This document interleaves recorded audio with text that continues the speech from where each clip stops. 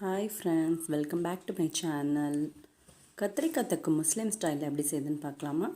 ஒரு பேனில் கடுகு, ஜீரகம் 2 ஸ்பூன், சோம்பு 1 ஸ்பூன் எல்லாமே சேர்த்து நல்லா ஃப்ரை பண்ணிக்கலாம். இல்லை கொஞ்சம் பொரியட்டும். மிளகு 1 ஸ்பூன் போட்டுக்கலாம், எள்ளு 1 ஸ்பூன் போட்டுக்கலாம். நல்லா ஃப்ரை பண்ணிக்கலாம். அப்புறம் கருவேப்பிலை ஒரு 2 கொத்துக்கிட்ட போட்டுக்கலாம். நல்லா ஃப்ரை பண்ணிக்கலாம். கருகாமல் பார்த்துக்கோங்க. லைட்டாக ஃப்ரை பண்ணிகிட்டே இருங்க, சிம்மில் வச்சுக்கோங்க. அதுக்கப்புறம் வேர்க்கடலை ஒரு 2 டேபிள் ஸ்பூன் கிட்ட போட்டிருக்கேன். நல்லா ஸ்மெல்க்காக நல்லா டேஸ்ட் கொடுக்கும். இதுவும் முஸ்லீம் ஸ்டைல் கத்திரிக்காய் தொக்கு பிரியாணிக்கெலாம் ஏற்ற சூப்பரான சைட் டிஷ். வெந்தயம் 1 ஸ்பூன் போட்டுக்கலாம்.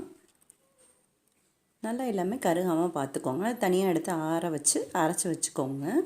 அதுக்கப்புறம் ஒரு பேனில் ஒரு 4 டேபிள் ஸ்பூன் நல்லா தாராளமாகவே எண்ணெய் ஊற்றிக்கோங்க, நல்லெண்ணெய் ஊற்றிக்கோங்க. அதுக்கப்புறம் கடுகு 1 ஸ்பூன், சோம்பு, மிளகு எல்லாமே ஒரு ஸ்பூன் போட்டுக்கோங்க, பொரிய விடுங்க. அதுக்கப்புறம் கருவேப்பிலை ஒரு 2 கொத்து போட்டுக்கோங்க. அப்புறம் 4 வெங்காயம், பல்லாரி வெங்காயம் பொடி பொடியாக கட் பண்ணி வச்சுருக்கேன், அதையும் கட் பண்ணி சேர்த்துக்கோங்க. அதுக்கப்புறம் ஒரு 1/2 கிலோ கத்திரிக்காய் கிட்ட கட் பண்ணி வச்சுருக்கேன். நல்லா இதெல்லாம் நல்லா வதக்கி விடுங்க. அப்புறம் கத்திரிக்காயும் சேர்த்துக்கலாம். 1/2 கிலோ கத்திரிக்காய் நல்லா ரொம்பவும் வதங்க வேண்டாம்.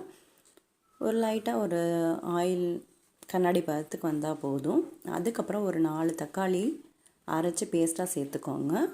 புளி தண்ணியும் அது மாதிரி ஒரு எப்படி சொல்கிறது, ஒரு சின்ன பவுலில் ஒரு 4 பவுல் கிட்ட புளி தண்ணி சேர்த்துக்கோங்க. அப்புறம் மிளகாத்தூள் ஒரு 2 டேபிள் ஸ்பூன், மல்லித்தூள் ஒரு 2 டேபிள் ஸ்பூன் சேர்த்துக்கோங்க. அதுக்கப்புறம் மஞ்சத்தூள் ஒரு 1/2 டேபிள் ஸ்பூன் சேர்த்துக்கோங்க. எல்லாத்தையும் நல்லா கிளறி விட்டுக்கோங்க. அதுக்கப்புறம் அரைச்ச பவுடர் இருக்குது இல்லையா, அதையும் கொஞ்சம் சேர்த்துக்கோங்க. எல்லாத்தையும் சேர்த்து தண்ணியை சுண்ட விட்டு வதக்க விட்டு எடுக்குன்னா சூப்பரான கத்திரிக்காய் தொக்கு ரெடி.